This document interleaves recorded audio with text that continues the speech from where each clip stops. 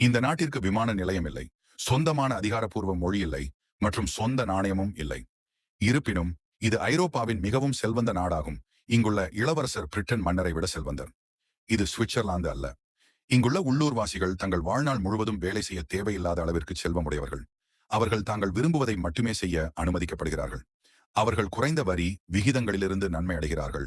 மேலும் வெளிநாட்டு கடன் எதுவும் இல்லை. இங்கு சத்தம் போடுவது அல்லது அண்டை வீட்டாரை சிரமப்படுத்துவது வழக்கமல்ல. அனைத்தும் பரஸ்பர மரியாதையை அடிப்படையாக கொண்டது. செல்வத்தை காண்பிப்பது அநாகரிகமாக கருதப்படுகிறது. குற்றச்சம்பவங்கள் மிக அரிதாகவே நடக்கின்றன. மக்கள் தங்கள் வீடுகளின் கதவுகளை கூட பூட்டுவதில்லை. 7 நபர்கள் மட்டுமே சிறையில் உள்ளனர். மேலும் அவர்களுக்கு உணவகங்களிலிருந்து உணவு டெலிவரி செய்யப்படுகிறது. முழு நாட்டிலும் 100க்கும் குறைவான காவல்துறை அதிகாரிகள் உள்ளனர்.